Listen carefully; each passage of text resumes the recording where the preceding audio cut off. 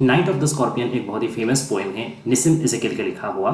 निसिम इज़ेकिएल एक Jewish origin Indian English poet थे। ये उनका ज्यूइश ओरिजिन वो बहुत इंपॉर्टेंट एक बात है, कभी कभी क्वेश्चन में आता भी है एग्जाम में, तो ये याद रखिएगा कि ज्यूइश ओरिजिन के पोएट थे, ठीक है। हालांकि ये बहुत एक इंपॉर्टेंट इंडियन इंग्लिश पोएट माने जाते हैं और अपना पोएम का थ्रू ये Indian setting, Indian people, Indian cultures, Indian beliefs, ये सब ये बहुत बखूबी दर्शाए हैं। और night of the scorpion poem में भी ये सब चीज़ हम लोग को बहुत बढ़िया से देखने को मिलेगा। ये बेसिकली एक ऐसा पोएम है जिसमें जो स्पीकर है वो डिस्क्राइब करते हैं कि एक बहुत ही बारिश का रात था और वहीं बारिश का रात में उन लोग का स्पीकर के घर में एक बिच्छू घुस आया था और बिच्छू ने उसका माता को डंक मार दिया था। और फिर कैसे ये खबर सुन के विलेजर्स वाले आते हैं, ठीक है, सब कोई अपना हिसाब से दवा बताता है, कोई बताता है ये कर लो, कोई बताता है ये कर लो, बहुत सुपरस्टिशंस होता है, कोई बताता है पिछले जन्म का पाप होगा, धुल जाएगा, ये होगा वो होगा, लेकिन अल्टीमेटली कुछ काम का काम होता नहीं। 20 घंटे जाने के बाद अल्टीमेटली जो माता जी हैं वो कतराते कतराते अल्टीमेटली 20 घंटे बाद उनका स्टिंग जो पॉइजन है वो लूज होता है। और जैसे ही उनका पॉइजन लूज होता है, सबसे पहला वर्ड, सबसे पहला अटरेंस जो वो करती है वो है कि थैंक गॉड, भगवान का लाख लाख शुक्रिया कि ये जो बिच्छू है इसने मुझे काटा, मेरा बच्चों को छोड़ दिया। तो ऐसे ही ये पूरा जो पोएम है ना, ये आपका विलेज सेटिंग, यूनिटी, ठीक है, जो सुपरस्टिशंस और जो मदरली लव है उसको भी दिखाता है, ठीक है ना। नाइट ऑफ स्कॉर्पियन पोएम को सबसे पहले पोइट्री कलेक्शन जो है निसिम इज़ेकिएल का, द एग्जैक्ट नेम, ये उनका पोइट्री कलेक्शन का नाम है, इसमें पब्लिश किया गया था 1965 में। और इस पोएम का जो कुछ थीम्स है या कुछ पॉइंट्स है वो है जैसे village setting, natural calamity, unity, superstition and motherly love, ये सब है कुछ कुछ इसका थ्रू पोएम का थ्रू हम लोगों को समझ में आता है। अब आइए इस पोएम को हम लोग लाइन बाय लाइन एनालिसिस करते हैं और अच्छे से समझते हैं हर एक बात को। So let's start. I remember the night my mother was stung by a scorpion. तो मुझे याद है वो रात जिस रात में मेरी माँ को एक बिच्छू ने काटा था, डंक मारा था। स्टंग यानी टू स्टिंग, है ना, डंक मारना, काटना। 10 hours of steady rain had driven him to crawl beneath a sack of rice। तो 10 घंटे से लगातार चलती हुई बारिश, स्टेडी यानी कंटिन्यूइंग, 10 घंटे से लगातार बारिश चल रही हुई थी और यही 10 घंटे से चलती हुई लगातार बारिश ने ही उसको मजबूर किया था। हैड ड्रिवन हिम मतलब made him like helpless to go to come into my house, ठीक है। बिच्छू का पास भी यहाँ पे कोई और चारा नहीं था, बेचारा, उसका कोई गलती नहीं था, ठीक है। उसको किसने मजबूर किया था? रेन ने मजबूर किया था। 10 घंटे से चलते हुए रेन ने उसको भगा के कहाँ लाया था? To crawl beneath. क्रॉल मतलब ऐसे ही बिच्छू लोग जैसे चलते हैं एकदम, मतलब चेस्ट का भर में दे करके, तो वैसे ही क्रॉल, है ना, क्रॉल करके वो कहाँ आया था? बीनीथ यानी नीचे, अ सैक ऑफ राइस यानी एक चावल का बोरी का नीचे आकर के वो छुप गया था। किस लिए? क्योंकि उसको शेल्टर चाहिए था, ठीक है। उसको रेन में, बाहर रेन में उसका रिस्क था, इतना रेन में कहीं उसको ड्राई जगह नहीं मिल रहा था, तो वो बिच्छू बेचारा आकर के छुप गया था चावल का बोरी के नीचे, क्योंकि उसको एक सेफ शेल्टर चाहिए था, ठीक है। Parting with his poison. अब देखिए, अब जो ये एक थोड़ा गैप हम लोग को देखने को मिलता है। ये जो पूरा पोएम है ना, एक्चुअली ये फ्री वर्स में है। फ्री वर्स यानी आपको कोई राइमिंग पैटर्न नहीं दिखेगा, ठीक है ना। अगर आप लोग ये बस फर्स्ट 4 लाइन को ही देखें कि एंड राइम अगर हम लोग देखें कि मदर, पहला लाइन का आखिरी वर्ड क्या है? मदर, देन आवर्स, फिर हिम, फिर राइस। तो मदर्स, आवर्स, हिम, राइस। फिर आप नेक्स्ट में भी अगर जाइए, नेक्स्ट मतलब हर लाइन का एंड वर्ड को देखिए, फ्लैश, रूम, अगेन, मतलब कोई राइमिंग नहीं है, ठीक है। ये है फ्री वर्ड्स, यहाँ पे कोई सेट राइमिंग पैटर्न यूज नहीं, सेट राइमिंग पैटर्न यूज नहीं होता है, ठीक है ना। तो हालांकि निसिम इज़ेकिएल अपना पोएम में पहला कुछ जो उनका बाकी पोएम है उसमें उन्होंने उसमें सेट राइमिंग पैटर्न का यूज़ किया है, बट इसमें उन्होंने फ्री वर्स के साथ एक्सपेरिमेंट किया है, ठीक है। हालांकि फ्री वर्स रखने का बावजूद जो पोएम है, पोएम का रिदम या म्यूजिकल क्वालिटी लेकिन लॉस नहीं हुआ है। कुछ कुछ हम लोग को इंटरनल या स्लैंट राइम भी देखने को मिलता है, ठीक है। आइए समझते हैं। Parting with his poison. हाँ, तो ये जो गैप देखने को मिला ना, ये राइस के साथ पार्टिंग में, तो यहाँ से हम लोग को समझ में आता है कि ये एक दूसरा इंसिडेंट या एक दूसरा टोन में ये शिफ्ट करे। क्या टोन है? Parting with his poison, flash of diabolic tail in the dark room, he risked the rain again. तो ये एक्चुअली कुछ नहीं है, जो डंक मारने का घटना है उसी को ये डिटेल में वर्णन कर रहा है। पार्टिंग मतलब छोड़ जाना, अलग होना, सेपरेट होना, ठीक है। पार्टिंग विथ हिज पॉइजन मतलब वो अपना पॉइजन के साथ सेपरेट हुआ, उसने अपना पॉइजन को खुद से अलग किया। पॉइजन को अलग करना मतलब क्या? पॉइजन को रिलीज करना। कि जो डंक मारा बिच्छू का, जो मतलब टेल का आखिर में जो डंक होता है ना, वो डंक जैसे ही मार देता है तो वो पॉइजन रिलीज कर देता है। तो वही पार्टिंग विद दिस पॉइजन मतलब पॉइजन रिलीज कर दिया। मेरे माता को उसने जो डंक मारा उसी से उसने रिलीज कर दिया। Flash of diabolic tail in the dark room. Diabolic मतलब होता है बहुत ही भयंकर, बहुत ही शैतानी, बहुत ही खतरनाक, ठीक है, very dangerous, very fearsome. In the dark room, Andheri room में, अंधेरा कमरा में, जाहिर सी बात है क्योंकि इतना बारिश चल रहा था, ठीक है, तो there was no electricity, okay, and it was totally dark. तो इतना घना अंधेरा रूम में किस चीज़ का झलक दिखा, फ्लैश यानी झलक दिखा, उसका भयंकर दिखने वाला वो पूंछ का, और वहीं पूंछ से उसने पॉइजन को रिलीज किया, डंक मारा, ही रिस्क द रेन अगेन, और डंक मारने के बाद वो फिर से कहाँ चल गया, रेन में चल गया। यहाँ रिस्क शब्द का प्रयोग क्यों किया जा रहा है, क्योंकि उसने खुद को, उसने मतलब यहाँ कौन, बिच्छू ने खुद को वापस घसीट के कहाँ लेके गया, रेन में लेके गया। मतलब ऐसा बात लेकिन नहीं है कि वो आया किस लिए था, सेफ शेल्टर का तलाश में आया था, तो वो सेफ शेल्टर में आया और डंक उसने मारा, ठीक है, फिर लेकिन वो सेफ शेल्टर में और रहा नहीं, फिर से वो बाहर निकल गया। उसको पता था कि बाहर रेन में जाने से कितना दिक्कत, कितना परेशानी होगा, ठीक है, कितना रिस्क हो सकता है, लेकिन जानबूझकर के उसने बाहर रेन में गया, वापस खुद को रिस्क में डाल दिया। अब यहाँ थोड़ा समझने की कोशिश कीजिए कि यहाँ बिच्छू को है ना डायरेक्टली लेकिन विलन बनाया नहीं जा रहा है। क्यों मैं ऐसा बात कर रहा हूं, क्योंकि सबसे पहले देखिए यहाँ जो मेन नाइट ऑफ स्कॉर्पियन है, मैंने क्या बोला कि माता जी को बिच्छू ने डंक मारा, तो यहाँ पे सबसे मतलब दोषी कौन है, बिच्छू ना होना चाहिए, स्कॉर्पियन ना होना चाहिए। लेकिन यहाँ पे पोएट एकदम पहले से from the very beginning itself is trying to defend the scorpion, ठीक है, वो अक्यूज करने का कोशिश नहीं कर रही, वो पार्टली डिफेंड करने का कोशिश नहीं, बेचारा इसका कोई गलती नहीं, ठीक है, वो जानबूझ के नहीं मारा है ना, वो क्या हुआ, उसके पास और कोई चारा नहीं था। तो here he is trying to shield, है ना, to shield, to defend the scorpion with a foil of helplessness. तो यहाँ पे मेन कल्प्रिट कौन है, यहाँ पे मेन कल्प्रिट है रेन। ये जो इतना 10 घंटे से जो रेन हो रहा है ना, तो आदमी बिच्छू आएगा नहीं तो क्या करेगा, ठीक है। फिर देखिए वापस से ही रिस्क द रेन अगेन, उसी रेन में उसका भी रिस्क है। मतलब एक तरीके से देखा जाए तो बिच्छू यहाँ जो डंक मार रहा, तो बिच्छू है रिस्क किसके लिए, माता जी के लिए, और वो बिच्छू के लिए भी रिस्क कौन है, रेन। तो rain is a greater culprit, a greater criminal, इस हिसाब से इसको दर्शाया जा रहा है, ठीक है। The peasants came like swarms of flies and buzzed the name of God 100 times to paralyze the evil। अच्छा, इससे बताने से पहले एक बात आपको बता दूं, बिच्छू को, स्कॉर्पियन को यहाँ पे पर्सोनिफाई किया गया। क्यों पर्सोनिफाई किया गया, क्योंकि बिच्छू तो कोई व्यक्ति तो है नहीं, कोई ह्यूमन बीइंग तो है नहीं, तो उसके लिए हम लोग ही प्रोनाउन क्यों यूज कर रहे हैं, है ना। देखिए कहीं भी इट लेकिन नहीं लिखा हुआ, सबसे पहले क्या लिखा था, 10 hours of steady rain had driven him, एक बार भी लेकिन इट नहीं लिखा हुआ, ठीक है। फिर देखिए it risk the rain again नहीं लिखा है, ही रिस्क द रेन अगेन। तो ये जो हिम इज, ये सब जो प्रोनाउन यूज किया जा रहा है तो पर्सनल प्रोनाउन है, तो यहीं से हम लोग को पता चलता है कि बिच्छू को यहाँ पे पर्सोनिफाई किया जा रहा है। ये एक उदाहरण है पर्सोनिफिकेशन का। पर्सोनिफिकेशन एक ऐसा फिगर ऑफ स्पीच होता है जहाँ पे हम लोग जो नॉन पर्सनल थिंग होता है ना, जो गैर व्यक्ति या गैर इंसान चीज होता है, उसको हम लोग एक इंसान के जैसा ट्रीट करते हैं, एक पर्सन के जैसा ट्रीट करते हैं, उसमें इंसानिया खूबियां, ह्यूमन एट्रीब्यूट्स, पर्सनल एट्रीब्यूट्स डालते हैं, तो ये है पर्सोनिफिकेशन, ठीक है। The peasants come like swarms of flies, और अब ठीक उसका उल्टा चीज यहाँ पे हो रहा है। पहले बिच्छू को क्या किया गया, इंसानी मतलब आपका खूबियां दी गई, उसको एज अ पर्सन ट्रीट किया गया, और अभी सचमुच के जो पर्सन है, सचमुच के जो ह्यूमन बींग्स है, जो विलेजर्स है, पेजेंट्स यानी फार्मर्स, ठीक है, तो जो विलेजर्स है, फार्मर्स है, वो लोग क्या किए, वो लोग तो सचमुच का इंसान है, लेकिन उनका तुलना किसके साथ किया जा रहा है, स्वॉर्म्स ऑफ फ्लाइज, ठीक है, मक्खियों के साथ, उनका मक्खियों के झुंड के साथ, ठीक है, उनका तुलना किया जा रहा है। तो जो सच में पर्सन है उसको डीह्यूमनाइज कर दिया जा रहा, और जो एक्चुअली में एक क्रीचर है उसको एलिवेट कर दिया जा रहा ह्यूमन का लेवल तक। ये एक तरीके से थोड़ा सा अगर हम लोग थोड़ा डीपली सोचे तो थोड़ा ये एक कंफ्यूजन कर देने वाला, एक थोड़ा पजल कर देने वाला टेक्निक है निसिम एजेकियल का। कहीं ना कहीं वो हम लोग को सोचने में मजबूर कर रहे हैं कि जो जानवर है उसको जो हम लोग इविल मानते हैं वो कितना इविल है, ठीक है, वो कितना अपने सोच से, अपने आप से वो इविल कर रहा है, और कितना वो मजबूरी में आकर के इविल कर रहा है। और जो सचमुच इंसान है उनका हाथ में कितना क्षमता है कि उस इविल को रोकने का, लेकिन क्या वो अपना इंसानी रैशनैलिटी यूज कर रहे हैं, क्या वो अपना इंसानी बुद्धि, अपना इंसानी लॉजिक यूज कर रहे हैं, या फिर वो भी वैसा ही क्रिएचर जैसा, नॉन ह्यूमन क्रिएचर जैसा बस मतलब बैठे रह रहे हैं।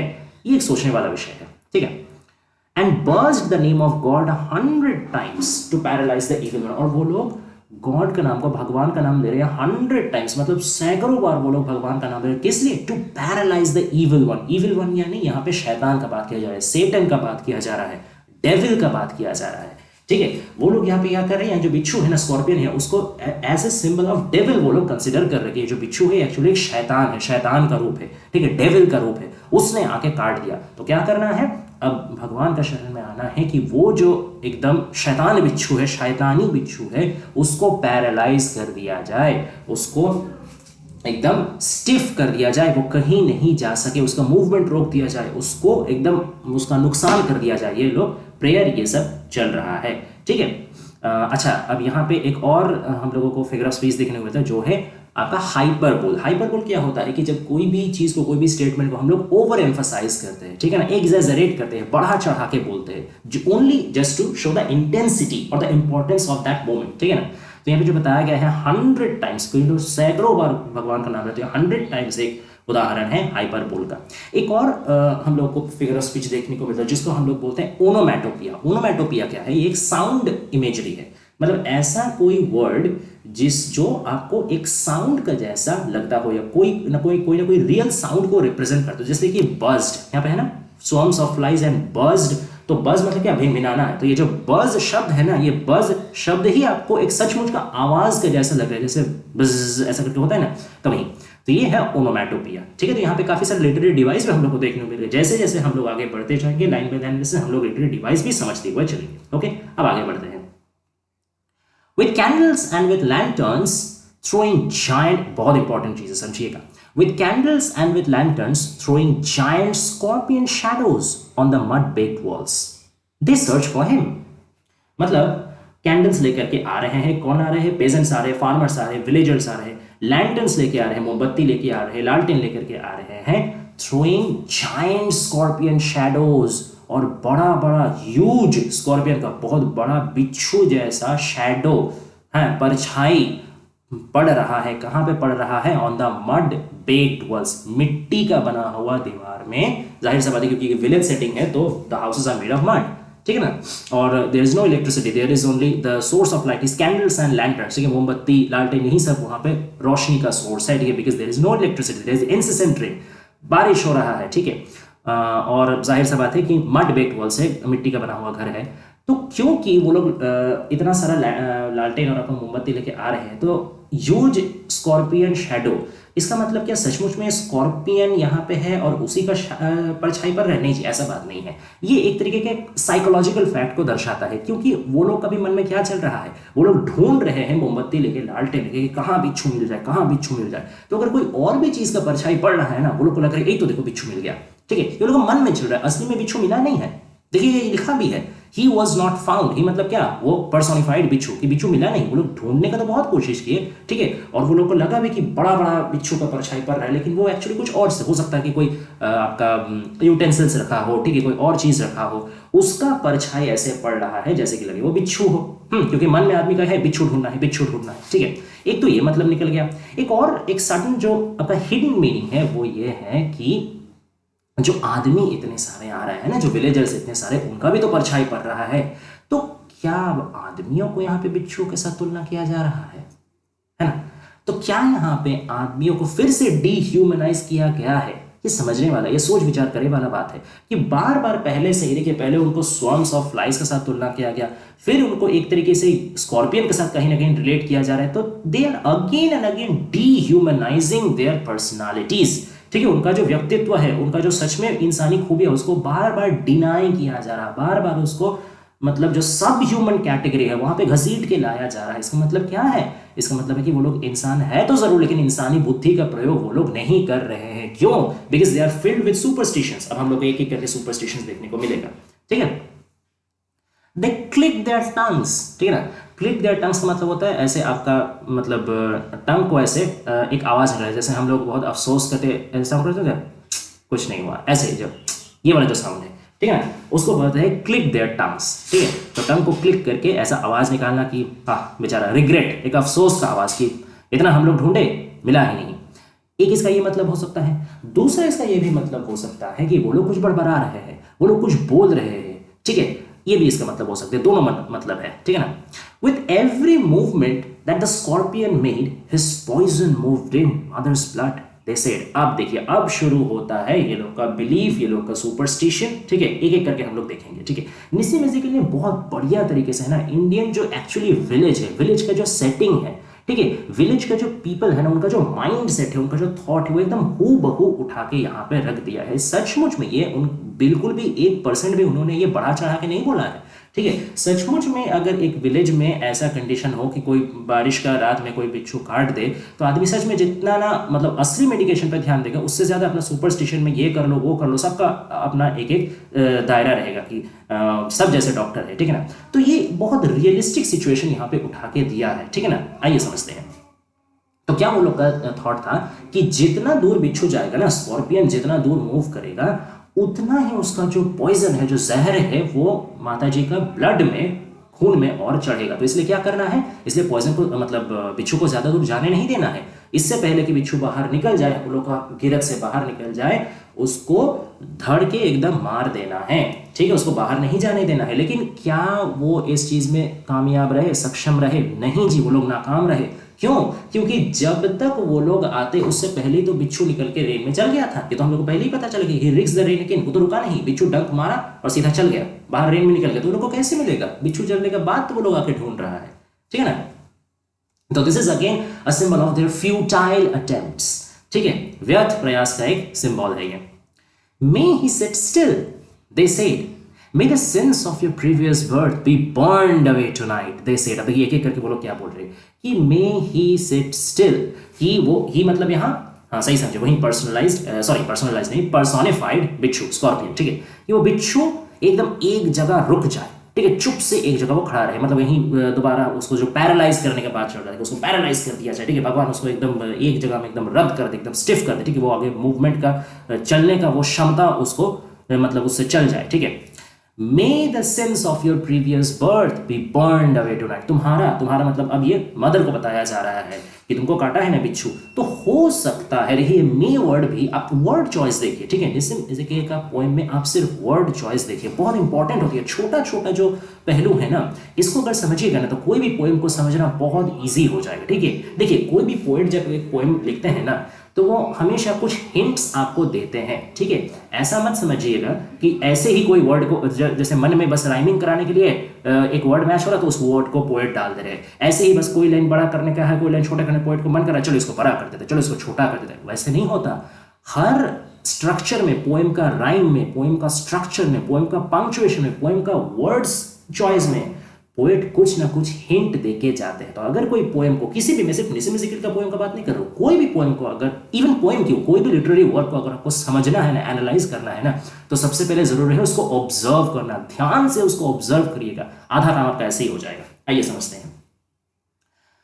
May the sins of your previous birth be burned away tonight। तुम्हारा पिछले जन्म का जो पाप है ना, शायद वो आज जल करके राख हो जाए। क्यों?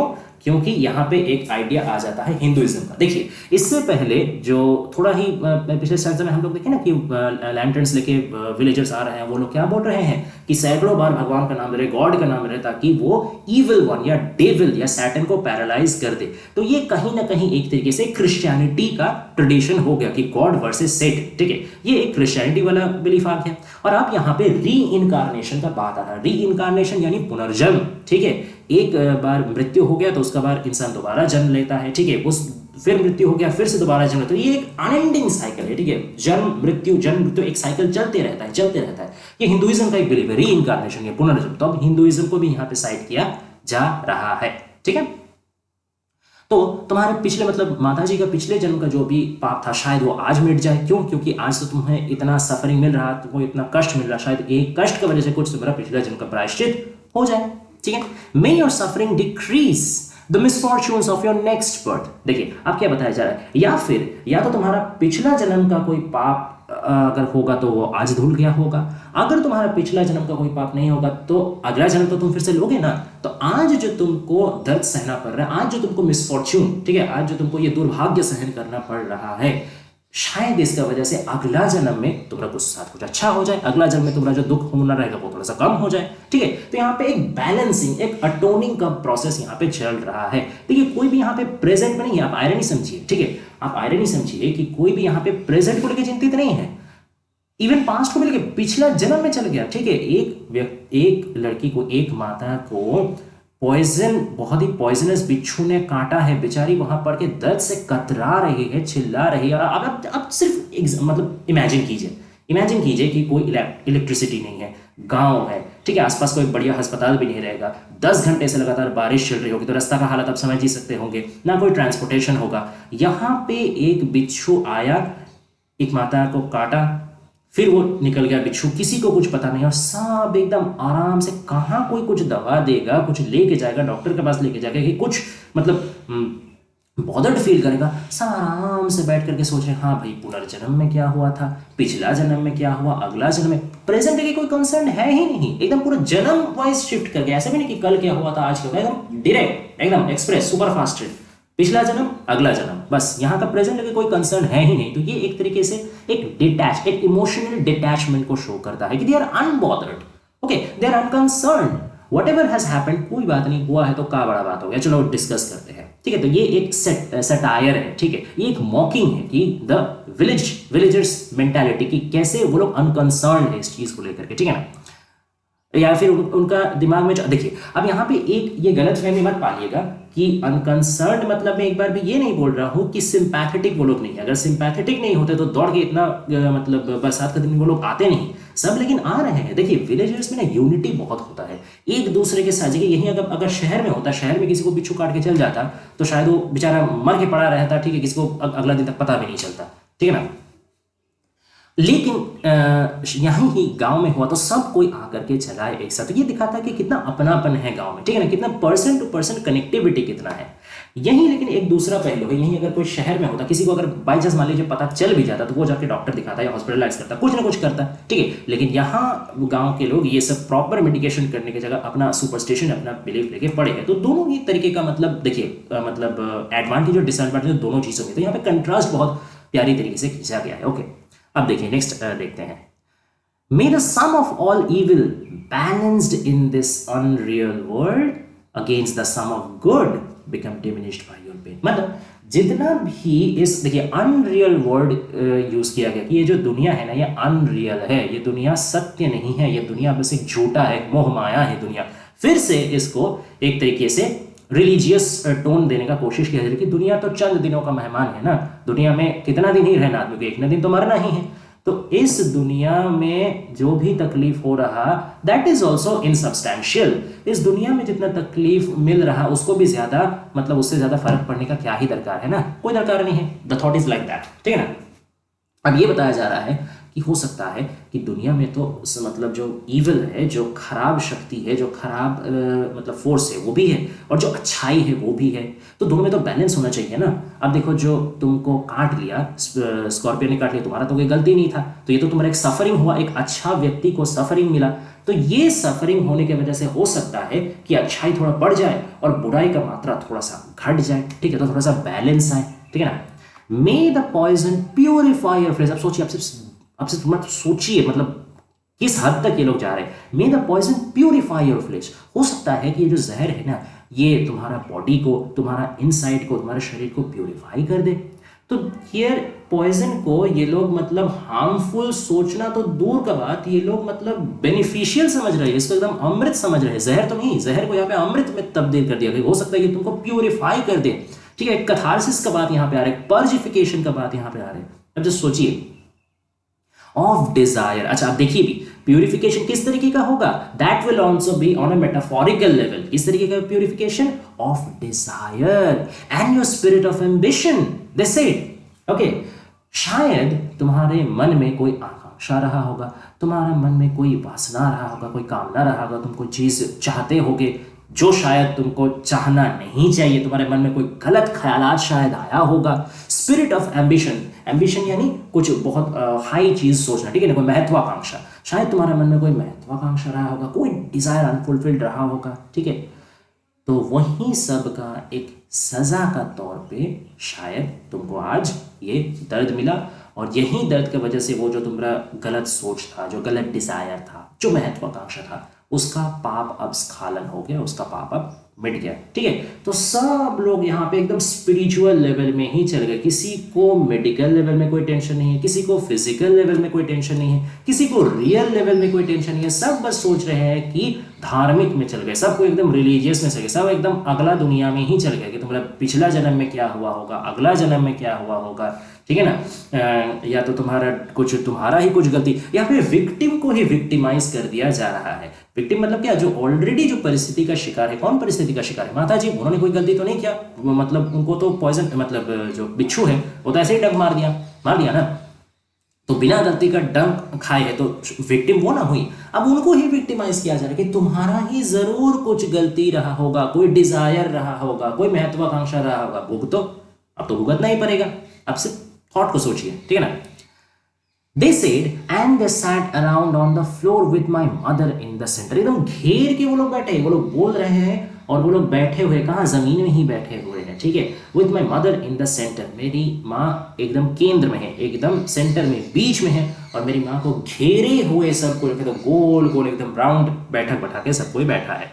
ठीक है, the peace of understanding on each face, समझिए हर एक चेहरे में क्या है, शांति है। किस चीज का शांति? अंडरस्टैंडिंग, समझदारी का शांति। सब कोई को लग रहा है, सब बात समझ में आ गया है, सब कोई को पूरा जो इंसिडेंट है उसका कारण भी पता लग गया कि बिच्छू क्यों आया, क्योंकि पिछला जन्म का कोई पाप होगा। बिच्छू का काटने से क्या हुआ, अगला जन्म का पाप मिट जाएगा। वो नहीं होगा तो मतलब माता जी का खुद का ही कुछ गलत डिजायर होगा, खुद का ही कुछ महत्वाकांक्षा होगा जो उनको नहीं करना चाहिए था, तो उस पाप का सजा मिला। या फिर ये सब कुछ नहीं तो कम से कम दुनिया में जो अच्छा है वो तो थोड़ा सा बढ़ा।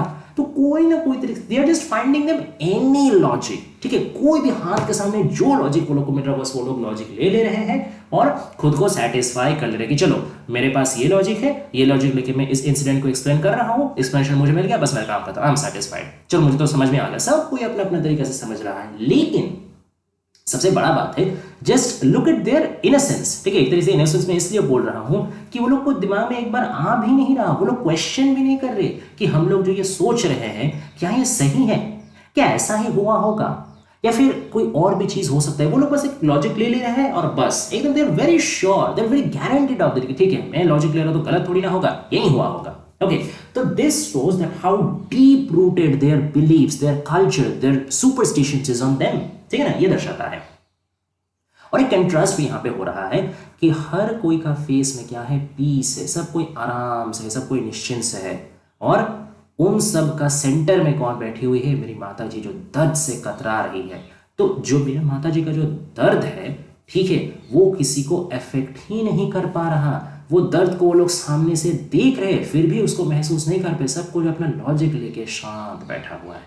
ठीक, more insects and the end more candles, more lanterns, more neighbors, more insects and the endless rain। क्या हो रहा, अब और ज्यादा तादाद में सब कुछ आ रहा, और ज्यादा मोमबत्ती आ रहा, और ज्यादा लालटेन आ रहा, और ज्यादा पड़ोसियों लोग आ रहे हैं, और ज्यादा विलेजर्स पेजेंट लोग आ रहे हैं, more insects, और ज्यादा कीड़े मकोड़े भी आ रहे हैं, and the endless rain, बारिश रुकने का नाम ही नहीं है। वो जैसे बारिश होए जा रहा, no sign of stopping। ठीक है, फिर से देखिए, फिर से डीह्यूमनाइजिंग इफेक्ट किया गया। अब देखिए मोर नेबर्स, ठीक मोर नेबर्स का बाद क्या दिया गया, मोर इंसेक्ट्स। तो यहाँ नेबर्स को किस चीज के साथ तुलना किया जा रहा है, इंसेक्ट्स के साथ। हालांकि ये डायरेक्ट तुलना तो नहीं है, लेकिन आप एक समझ सकते हैं। ठीक है, पोएट ये कुछ हिडन हिंट्स देते हैं। तो जब जब यहाँ पे नेबर्स का बात किया जा रहा है, पेजेंट्स का बात किया जा रहा है, फार्मर्स का बात किया जा रहा है, विलेजर्स का बात किया जा रहा है, कभी भी ये लोग को प्रॉपर ह्यूमन इंटेलिजेंट तरीके से पेश नहीं किया जा रहा है। ये लोग को हमेशा एक सब ह्यूमन कैटेगरी में पेश किया जा रहा है, डीह्यूमनाइजिंग इफेक्ट दिया जा रहा है कि तुम लोग इंसान हो, इंसानी बुद्धि है, ठीक है, तो थोड़ा इंसानी बुद्धि लेकर काम लो, क्या ये सब सुपरस्टिशन में लगे हुए हो। ठीक है ना, और इंसेक्ट्स को हम लोग यहाँ फिजिकल लेवल में समझ सकते हैं कि सच में देखिए कि जितना लैंटर्न आएगा, जितना रोशनी आएगा, एक तो बाहर पूरा अंधेरा है, बारिश हो रहा है, तो जैसे रोशनी होगा, जहां पे रोशनी होगा वहीं पे तो कीड़े मकोड़े आएंगे ना। तो यहाँ कीड़े मकोड़े सच में भी आ रहे हैं, लेकिन एक मेटाफोरिकल सेंस में भी हम लोग इसको रिलेट कर सकते हैं। ठीक है ना, और एंडलेस रेन, रेन तो रुकने का नाम नहीं ले रहा। ठीक है, रेन यहाँ पे एक तरीके से आपका यहाँ भी कंट्रास्ट हो रहा है। देखिए बारिश जो है ना, वो एक नेचुरल मेटाफर है, that is a natural symbol for refreshment. That is a natural symbol for creativity, fertility, production, ठीक है ना।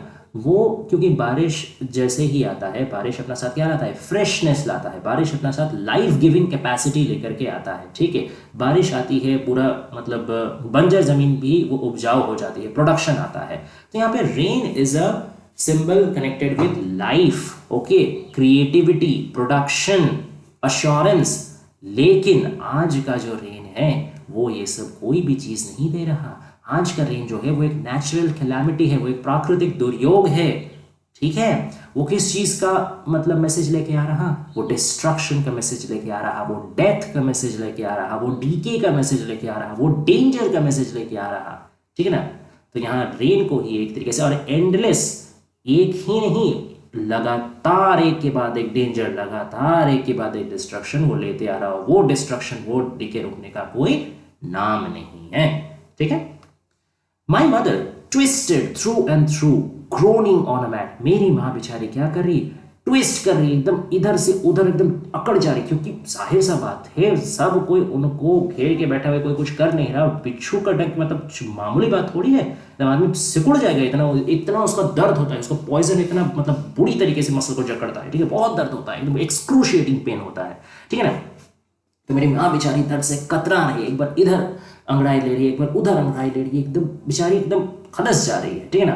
Groaning on a mat, groaning मतलब दर्द से चिल्लाना, चीखना, एक मैट के ऊपर ऐसे सो के इधर करवट लेके उधर कर रही, चिल्ला रही है मेरी माँ, किसी को कोई फर्क ही नहीं पड़ रहा। अब इंट्रोडक्शन होता है मेरा फादर का, कि वो क्या कर रहे हैं, how he is responding to my mother's crisis. क्या वो भी बाकी लोग जैसे डिह्यूमनाइजिंग इफेक्ट है, क्या उनको भी कोई फर्क नहीं पड़ रहा, या उनका स्टैंस कैसे, आइए अब समझते हैं।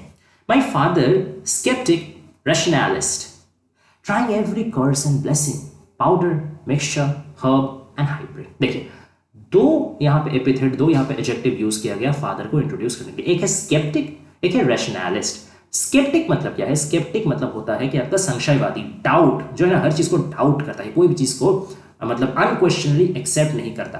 तो ये सबसे पहला लक्षण है कि उनका स्पीकर का जो पिता है ना, वो बाकी विलेजर्स जैसा नहीं है, बाकी विलेजर्स से कुछ भी नहीं सोच करके मतलब एक्सेप्ट कर लेते हैं, कुछ भी विश्वास कर लेते हैं, ये लेकिन वैसे नहीं है, इनका मन में डाउट होता है, ये अनक्वेश्चनली चीजों को एक्सेप्ट नहीं करते, चीजों को नहीं मानते। और उससे भी बड़ा क्वालिटी क्या है, रैशनैलिस्ट। रैशनैलिस्ट मतलब उनका दिमाग में रैशनैलिटी है, रीजन है, लॉजिक है, वो लॉजिक से काम लेते हैं, वो रीजन से काम लेते हैं। तो ये सबसे पहला इंस्टेंस है जहां पे एक इंसान को, एक पर्सन को डीह्यूमनाइजिंग इफेक्ट से नहीं तराशा गया। यहां पे माय फादर को ना तो इंसेक्ट के साथ कंपेयर किया, ना तो स्कॉर्पियन के साथ कंपेयर किया, ना ही स्वॉर्म ऑफ फ्लाइज के साथ कंपेयर किया, बट सचमुच में एक इंसान के पास जो होना चाहिए, he should be sceptic, he should be doubtful, he should not accept anything unquestionably, he should perform on logic, reason, दिमाग, अकल काम खटाना चाहिए, वैसा ही है, ठीक है। अब वो कर क्या रहे हैं, भले उनके पास मतलब रीजन है, लॉजिक है, लेकिन क्या वो रीजन और लॉजिक को काम करके कुछ अल्टीमेटली सोल्यूशन दे पाते हैं, आइए देखते हैं। Trying every curse and blessings, वो भी हर तरीके का कर्स, हर तरीके का ब्लेसिंग्स ट्राई कर रहे हैं। ये देखिए थोड़ा सा अपोजिट नहीं हो गया, पहले ही लाइन में बताया गया कि वो स्केप्टिक है, रैशनलिस्ट है, कोई भी जिसको अनक्वेश्चनली एक्सेप्ट नहीं करते। दूसरा ही लाइन में बताया जा रहा है कि वो कर्ज भी दे रहे हैं, वो ब्लेसिंग्स भी दे रहे हैं। तो ये ब्लेसिंग देना, कर्ज देना, ये तो ठीक रैशनैलिटी के साथ जाता नहीं। कोई भी दिमाग वाला आदमी, कोई भी अक्लमंद वाला आदमी क्या ये भरोसा करेगा कि सिर्फ कर्ज करने से, बिच्छू को मतलब अभिशाप देने से या भगवान का दुआ लेने से उनका दर्द चल जाएगा? ये बहुत ज़्यादा साइंटिफिक या रैशनल मेंटालिटी तो है नहीं। फिर भी क्यों ये दिया गया? ये दर्शाता है कि he is very desperate now, ठीक है। वो सच में कंसर्न है कि उनका वाइफ को बिच्छू ने काटा है, वो अपना आंख के सामने देख पा रहे, वो कतरा रहे। आप सिर्फ इमेजिन कीजिए, आप इमेजिन कीजिए आपका अगर वाइफ आपके सामने मतलब उसको अगर डंक मार दिया हो बिच्छू ने, ठीक है, और आप देख रहे हैं आपके पड़ोसी लोग सब उसको घेर करके पुनर्जन्म, परजन्म, ये सब का बात कर रहा है, भला बुराई, अच्छा बुराई बैलेंसिंग का बात कर रहा है, और आपका वाइफ बेचारी कतरा रही दर्द से, झकड़ से, तो आपका मेंटल कंडीशन कैसा होगा? आप जानते हैं कि यहाँ आसपास कोई अच्छा डॉक्टर नहीं है, कोई इंजेक्शन नहीं है, कोई दवा दुकान नहीं है, बारिश गिर रहा है, कम्युनिकेशन नहीं है, रास्ता आप नहीं जाते, एम्बुलेंस नहीं जाते, आपका कैसा मेंटल कंडीशन होगा? वही मेंटल कंडीशन है अभी स्पीकर के फादर का, ठीक है। इसलिए बेचारा उनका पास कुछ और रास्ता नहीं है, वो कोई भी चीज करने के लिए तैयार है, चाहे उसमें उनका विश्वास हो या ना विश्वास हो। देखिए आदमी जब इमोशनली बहुत चार्ज अप हो जाता है ना, जब उसका बहुत नजदीक का कोई आदमी एकदम मतलब डेंजर में हो जाता है ना, तब उसका दिमाग है ना काम नहीं करता, तब वो बस कोशिश करते हैं कि कुछ भी तरीके से, तब उसका मतलब जब इमोशन बहुत चार्ज अप हो जाता है, उसका लॉजिक तब दुर्बल हो जाता है, उसका रैशनैलिटी तब काम करना बंद करता है, उसको डर बैठ जाता है दिल में, तब बस वो कोशिश करते हैं कैसे भी कोई भी नुस्खा हो, कोई भी टोटका हो, चाहे मेरा उसमें बिलीफ हो या नहीं हो, एक बार करके तो देखिए, ठीक है, शायद अच्छा हो जाए, शायद अच्छा हो जाए। तो हियर द रियल लव और the true concern is expressed, ठीक है ना। तो इसलिए जो जो बोल रहा चाहे उसमें उनका भरोसा हो या ना, वो कर्ज कर, वो कर्ज हर कर्ज ट्राई कर रहे हैं, हर ब्लेसिंग ट्राई कर रहे हैं, ठीक है ना। फिर और क्या वो कर रहे हैं, पाउडर, कोई भी चीज़ का पाउडर हो, कोई बोल रहे कि ये पाउडर जरा लगा दो ठीक हो जाएगा, वो ट्राई कर रहे हैं। कोई बोला कि नहीं ये है ना, ये मिक्सचर लगा दो, ये आयुर्वेद या भेषज वाला मिक्सचर ये काम करेगा। कोई बोल रहा है एक काम करो, ये वाला हर्ब यानी आपका मेडिसिनल प्लांट, ठीक है, कोई बोल कि ये वाला कोई हर्ब लगा दो काम कर जाएगा। या फिर हाइब्रिड यानी कोई भी चीज़ों का मिश्रण, ठीक है, कोई भी मेडिसिनल मिश्रण या कोई भी तरीके का मिश्रण, ठीक है। तो जो उनको को जो भी कोई सजेस्ट कर, उनका हाथ के सामने जो कुछ आ रहा है, जो कुछ उनको मिल रहा है, सब वो लेकर के ट्राई कर रहे हैं, ठीक है। ही इवन, अब देखिए अब जो लाइन आता है ना, ये पढ़ करके आपको मन करेगा कि ये जो स्केप्टिक और रैशनलिस्ट बताया गया है उसको लाइन को ही स्ट्राइक आउट कर दे। क्यों, मैं अभी आपको बताता हूं। ही even poured a little paraffin upon the bitten toe and put a match to it। Paraffin यानी केरोसिन यानी मिट्टी तेल जिसको हम लोग बोलते हैं। इवन poured मतलब डालना, ठीक है ना। उन्होंने यहां तक कि थोड़ा सा मिट्टी तेल डाला, कहाँ डाला, upon the bitten toe, toe यानी आपका पैर का उंगली, जो पैर का, मेरा माता जी का पैर का उंगली में जहाँ पे बिच्छू काटा था, डंक मारा था, वहीं काटा हुआ जगह में उन्होंने क्या किया, मिट्टी तेल डाला and put a match to it, जला भी दिया। जस्ट थिंक अबाउट इट, जला भी दिया। मतलब उनका दिमाग काम करना बंद कर दिया है। दो ही इज स्केप्टिक, दो ही इज रैशनलिस्ट, जब सबसे ज्यादा रीजन का दरकार है, जब सबसे ज्यादा लॉजिक का दरकार है, तब उनका ना लॉजिक काम कर रहा, ना उनका रीजन काम कर रहा, ना उनका कल काम कर रहा। वो सिर्फ और सिर्फ बहुत असहाय हो गए हैं। उनको जो भी चीज बता रहा है, सब कोई चीज को टोटका नुस्खा को फरमा रहा है, शायद कुछ अच्छा हो जाए, ठीक है। उनको अच्छे से पता है कि एक तो ऑलरेडी बिटन जगह है, डंक मारा है, पॉइजन है, वहां पे अगर मिट्टी तेल डाल के जला देंगे तो और घाव और सेप्टिक हो जाएगा और ये तो मुश्किल हो जाएगा। फिर भी वो कर रहे हैं, क्यों, उनका मन में एक छोटा सा है, शायद कुछ हो जाए, शायद कुछ हो जाए। एक ये होप भी है और एक होपलेसनेस भी है कि ये नहीं करूं तो मैं और क्या करूं, ना मेरे पास कोई डॉक्टर है, ना मेरे पास कोई हॉस्पिटल है, ना मेरे पास कोई दवा है, ना मैं किसी को लेके जा सकता हूँ, ना कोई ट्रांसपोर्टेशन सिस्टम है, मैं करूँ तो क्या करूँ, what options do I have.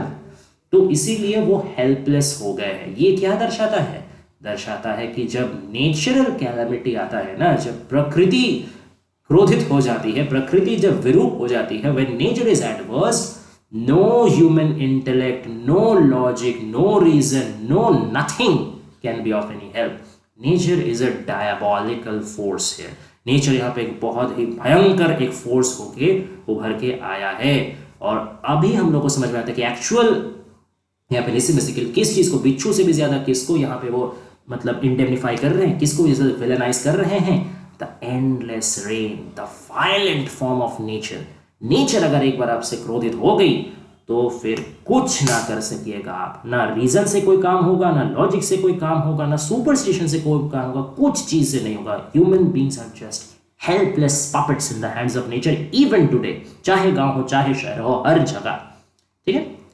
I watched the flame feeding on my mother, मैंने देखा वो जो फ्लेम है ना, जो आग का वो मतलब शिखा है जो जलती है, जो ललटे है, वो कहाँ फीड कर रही है, कंज्यूम कर रही है मेरी माँ को। मेरी माँ का पैर में आग जल रहा, मैं देख रहा हूँ। अब दर्द समझिए, बच्चे का दर्द को महसूस करने की कोशिश। आप सोचिए, आप खड़े हैं, आप छोटे एक बच्चे, आपका सामने आपका माँ को आप देख पा रहे हैं कि दर्द से वो कतरा रही हैं, और उन आपका माँ का ही पैर में मिट्टी तेल डाल के आग कौन लगा रहे हैं, आपका ही पापा। आप समझ सकते, दर्द को समझ सक रहे, आप इस टेंशन को समझ सक रहे। Here Nissim Ezekiel is beautifully describe the tension. और टेंशन यहाँ पे दोनों लेवल में है, ना कि सिर्फ टेंशन इस बात का है, ना कि एक फिजिकल पेन का टेंशन है कि एक डंक मार दिया है बिच्छू तो उस चीज का टेंशन, उस चीज का दर्द, उस चीज का पेन। यहाँ पे एक साइकोलॉजिकल टेंशन भी काम कर रहा है, एक सोशल माइंडसेट वाला टेंशन भी काम कर रहा है कि जहां पे एक बेचारी पड़ी हुई है दर्द से, वहां उसको कुछ रियल हेल्प ऑफर करने का जगह में क्या मिल रहा, सिर्फ इमोशनल डिटैचमेंट मिल रहा, उल्टा सीधा चीज मिल रहा। तो ना उनको फिजिकली उनका टेंशन कम हो पा रहा, ना उनका साइकोलॉजिकली टेंशन कम हो पा रहा, ना उनका इमोशनली टेंशन कम हो पा रहा। तो टेंशन बढ़ते जा रहा, बढ़ते जा रहा, बढ़ते जा रहा। Okay, I watched the holy man perform his rites to tame the poison with an incantation। मैंने देखा द होली मैन है कोई सेक्रेड व्यक्ति, कोई रिलीजियस पर्सन, ठीक है। हो सकता है कि गांव में तो काफ़ी सारा आपका ओझा होंगे या कोई मतलब धार्मिक व्यक्ति होगा जो, अच्छा गांव में ये भी बहुत बिलीफ है कि किसी को अगर कोई सांप काट दिया, कोई बिच्छू काट दिया, कि कुछ और हो गया, ठीक है, तो डॉक्टर को छोड़ो, ओझा तांत्रिक को बुला के लाओ, वहीं झाड़ फूक करके ठीक कर देंगे। ये बहुत स्ट्रॉन्ग रूरल बिलीफ है, ठीक है। तो वहीं रूरल बिलीफ को, वहीं सुपरस्टिशन को यहाँ पे रेफर कर रहे हैं बेसिकली। तो क्या बोल रहे हैं कि एक होली मैन आया, एक तांत्रिक के साधु ओझा वैसे आया, ठीक है, वो अपना रिचुअल्स, रिलीजियस राइट्स करना शुरू कर दिया, वो अपने झाड़ फूक करना शुरू कर दिया, मंत्र पढ़ना शुरू कर दिया, पानी छिटकना शुरू कर दिया, सब कुछ शुरू कर दिया जो उसको करना आता था। टू टेम द पॉइजन, टेम का मतलब है वश में लाना, ठीक है, तो कंट्रोल, ठीक है, जो जहर है उसको कंट्रोल करने के लिए वो अपना सारा पूरा पूजा अच्छा सारा मतलब प्रचार करना शुरू कर दिया विद एन इनकैंटेशन। इनकैंटेशन का मतलब होता है मंत्र, ठीक है, कि मंत्र उच्चारण करके उसने पूरा एक कोशिश किया पॉइजन को, जहर को काबू में करने का। कुछ काम आया? ये भी कुछ काम नहीं आया। After 20 hours it lost its sting। आप समझ सकते हैं 20 घंटे, आदमी 20 मिनट बिच्छू का डंक सहन करके नहीं रह सकता, 20 घंटा।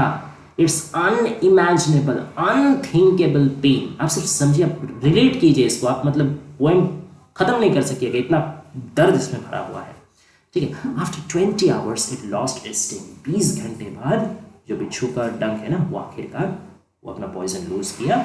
20 घंटे का सफरिंग का बाद, मतलब इससे ये भी क्लियर होता है कि ये सारा चीज जो 20 घंटे तक चला, कोई पर पुनर्जन्म, अगला जन्म, ठीक है, फिर आपका अच्छाई होगा, बुराई होगा, बैलेंसिंग होगा, फिर मिट्टी तेल डाल के जला दिया गया, पाउडर लिया गया, हर्ब लिया गया, सब कुछ लिया गया, ओझा को भी बुला के, मतलब रिलीजियस लेवल से भी कोशिश किया गया, मेडिकेशनल लेवल से, मतलब जितना भी मेडिकेशन अवेलेबल होता है रूरल में, हर्ब वगैरह, उससे भी कोशिश किया गया। आदमी लोग आया, इमोशनल सपोर्ट देने का कोशिश किया। उनका अपना हस्बैंड, मतलब मेरे पापा, उन्होंने भी जितना हो सके सब तरीके से उतने प्रयास किया, कोई तरीका काम नहीं दिया। सिर्फ क्या काम दिया? Time. Time is also greatest agent of nature. तो नेचर ने ही उनको दर्द दिया था पॉइजन का रूप में, और नेचर का ही एक सबसे बड़ा औजार है टाइम। टाइम ही उनसे वो दर्द वापस हिल कर दिया। Okay, so this is also a symbol for what nature can harm, what nature can cause damage, only nature has the power to heal it back। अब देखिए, अब आता है सबसे इमोशनल सेक्शन, ये सबसे आखिरी सेक्शन इस पोएम का। देखिए, माई मदर ओनली से, मेरी माँ ने बस इतना सा बोला, thank God the scorpion picked on me and spared my children. भगवान का शुक्रिया, भगवान का लाख लाख शुक्रिया, हे ईश्वर, हे खुदा तेरा लाख शुक्रिया, the scorpion picked on me, जो बिच्छू है उसने मुझे चुना, मुझे डंक मारा, मुझे काटा, एंड स्पेयर माई चिल्ड्रन, मेरे बच्चों को छोड़ दिया। ये होता है एक माँ कि उन्होंने 20 घंटे से वो मृत्यु के साथ लड़ रही है, ठीक है, ना ही उनको सिर्फ मतलब बिच्छू का डंक का जंत्रणा सहना पड़ रहा, उसका ऊपर से उल्टा सीधा आदमी का बात, पुनर्जन्म, परजन्म, ठीक है, फिर मिट्टी तेल डाल के जला दिया गया, ओझा आके उल्टा सीधा हरकत कर रहा, झाड़ फूक कर रहा। तो उनका फिजिकल पेन भी है, मेंटल पेन भी है, इमोशनल पेन भी है, इस सबसे वो कतरा रही। ठीक जैसे वो थोड़ा सा मेंटल स्टेबिलिटी में आई, सबसे पहले वो अपने बारे नहीं सोची, ठीक है, मेरा क्या है, मेरा क्या हुआ, ऐसा क्योंकि कुछ नहीं बोली। सबसे पहले क्या बोली? वो भगवान का शुक्रिया अदा की, अच्छा हुआ मेरे बच्चों को छोड़ दिया, मुझे उसने डंक मारा। ये होता है अनकंडीशनल मदरली लव, जो अपना बारे एक कतरा नहीं सोचते, सबसे पहले अपना फैमिली, सबसे पहले अपने बच्चों के लिए सोचते हैं।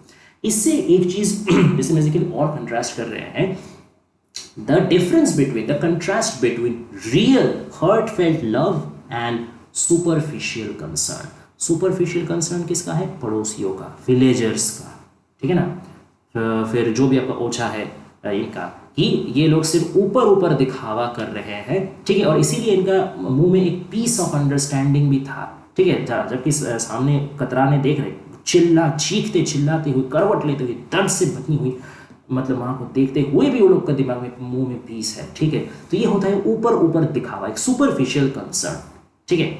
लेकिन एक्चुअली में जो रियल लव है, जो रियल कंसर्न है, वो क्या है? मदरली। और शायद क्या, यही मदरली लव ही एकमात्र अनकंडीशनल लव है पूरा दुनिया में, जो सबसे प्योर है, आपको कहीं नहीं मिले। देखिए, प्यार आपको बहुत जगह से मिल जाएगा, प्यार आपको हो सकता है आपका वाइफ से, आपका हस्बैंड से मिल जाए, प्यार आपको अपना दोस्तों से मिल जाए, प्यार आपको दूसरा कोई जगह से भी मिल जाए, लेकिन अनकंडीशनल प्यार आपको सिर्फ और सिर्फ मदरली लव ही मिलेगा। इसका कोई तोड़ नहीं, इसका कोई एक्सेप्शन नहीं, ठीक है ना। तो ये था पूरा पोएम। आशा करते हैं पोएम आपको समझ में आया होगा बढ़िया से। अगर अच्छा लगे, एक्सप्लेनेशन हम लोग का काम अच्छा लगे, तो please guys like share and comment us and support us, subscribe कर दीजिए प्लीज़, और नोटिफिकेशन बिल भी टर्न ऑन कर दीजिएगा, क्योंकि ऐसा ही और भी पोएम, और भी लिटरेरी थ्योरी क्रिटिसिज्म, और भी बहुत सारा वीडियो हम लोग लेके आने वाले हैं, तो उसको भी मिस मत कीजिएगा, ठीक है। So thank you guys, keep supporting us, stay tuned.